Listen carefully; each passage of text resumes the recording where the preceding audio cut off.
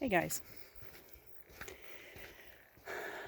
So I'm out here in the lovely DeSoto National Forest, taking a much needed break from school studies. But I don't know. I just wanted to share something that has been coming up for me lately, and maybe it'll help you too. Well, first of all, the universe has been nudging me to embody a little bit more of what I preach, meaning truth, authenticity, vulnerability. So I figured I'd make this video, and I may make others. There's no fancy equipment. It's just you, me, and the phone, and there's not going to be any editing or carefully curated, packaged with a bow type thing. It's going to be kind of raw and unfiltered. Yeah. But that's kind of how I roll anyway. So, if you dig it, you dig it. If you don't, you don't. Right on. But I wanted to share a little bit of something that's been coming up for me in the last few months especially.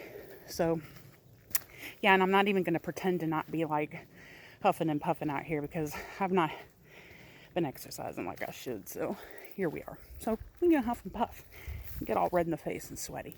I promise. I'm got water with me and I'm not gonna die.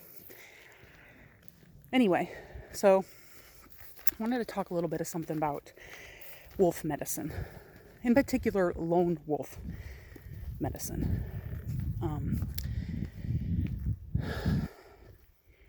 With any type of medicine, there's a shadow side, and then there's the highest embodiment of what that means.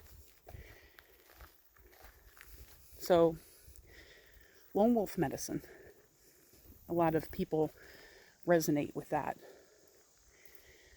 But it's usually coming from, and I'm speaking personally. Let me get my stone out. It's usually coming from a place of woundedness. Like I said, speaking for myself, and you may resonate with this. Woundedness, bitterness, resentment, feeling betrayed, feeling let down, feeling like you don't fit in, feeling like people suck, they disappoint you, being the last kid picked for kickball, never fitting in with the cool kids, never having many friends as a kid, just being this little weird child. Yeah, so I guess you kind of get that.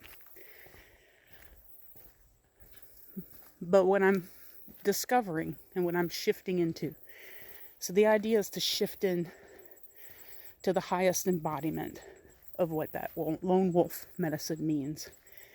What that really means is, it doesn't mean being lonely. It doesn't necessarily mean being isolated. It doesn't mean that we can't, operate as part of the pack. What it does mean, though, and what it's speaking to a lot of people who can identify with never fitting in. Oh, there's animal fur right there. A little chunk of animal fur. Yeah, I'm going to come across some stuff so y'all see it. But those of you that identify with the never fitting in, and I may get a little emotional because, damn it, we've got 2 eclipses this month, and it's going to be in there, and one of them's in Pisces, I think. Welcome to the fields, my people. Anywho, so those of you that identify with not fitting in and not being able to deeply connect with a lot of people, what I want to share with you and what my peeps and myself are discovering. This is why the highest embodiment of the lone wolf energy, lone wolf medicine, is doing things differently. We don't do things like other people do them. That's why we've never fit in. We walk a different path than everyone else. That's why we don't fit in. We're unconventional. That's why we don't fit in. We are visionaries. That's why we don't fit in. We aren't here to fit in to the world as it exists. We are here to create a new one, to create a new template. And that's why we don't fit in. And it goes to the saying that, and I've talked to many of you about this already, that in shamanic training, one of the things we talk about is non-collusion. What that means is there's always a reason why the shaman or witch lives on the outside of town. So that way they're not influenced by the townspeople. Their perspective is different. They bring a different perspective to the community. That's how they're able to guide them, lead them, because they're not influenced by others. They're lone wolves. They walk a different path. Not that they don't interact with others or have friendships or engage in ceremonies with groups. And there's an interesting paradox with this as well. And I'm still waiting for this to kind of play out myself. Oh, yeah, I got to see this. Yeah. Yeah, I'm going to be careful. All right. There's an interesting paradox with this. The moment that we start to shift and to embrace the highest embodiment of what that lone wolf energy is, the idea, like I said, bear with me, I'm still waiting for this, but I do believe in my soul, my humanness, my ego may not be buying it yet, but in my soul I know that once I stop clinging on to the shadow side of the lone wolf medicine, which is loneliness, disconnection, isolation, resentment, bitterness, feelings of betrayal. People let me down, people suck, they can't be trusted. Once we let go of that, and we shift into that higher embodiment, which is walking a different path, not doing things like other people do them, that is when our pack will emerge. And if you're digging this, you might be one of them. But our work is difficult. We've been hurt. We have been betrayed. We've been let down. We've been lied to. All of those things.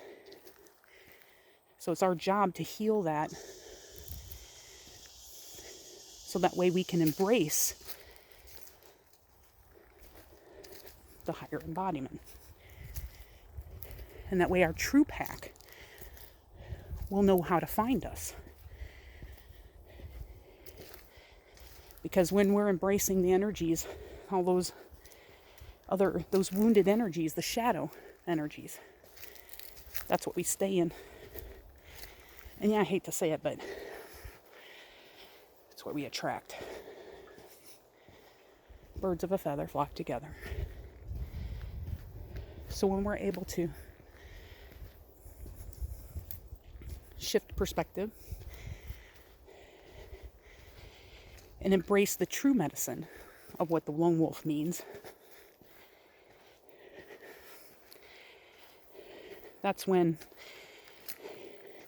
individuals that also have done that will start to come together. So, we may be walking solitary trail for right now, while we do the work to shift from the shadow to the light, alchemize those shadows into the light. You're in that liminal space of doing so. All I can say is be patient. That's what I have to keep telling myself all the time. Connection, deep connection is coming. Understanding is coming. People who see you, appreciate you, and treasure you to your depths are coming, but we got to do the work first. But I'm here to tell you, huffing and puffing, that you're not alone. And it's not easy. But I do believe it's going to be incredibly worth it.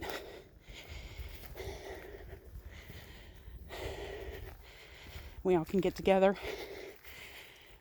and howl each other home. Which I'm not going to do right now because I'm out of breath. Yeah. But, yeah. That's all I really got for now. This is kind of an extension of my owl's nest space that I create. And like I said, this may be the only video. There may be more. But I'm trying to step into my highest embodiment. And that is stepping out of the shadows, being messy, being real, being raw, imperfect, all those things. So Owl's Nest is this space where ultimately we can share what's on our heart and be messy and authentic and truthful and not cultivated, curated into some perfect little package, because we're humans, man. And that shit just ain't fun. I mean, at least as far as I'm concerned. That all feels so heavy. So, anywho. So I guess long story short, too late. This is an extension of my Owl's Nest space. Heart space. Very much heart space. And, again, I think I'm just supposed to share my own journey and hoping it resonates with you. You're loved. End of transmission.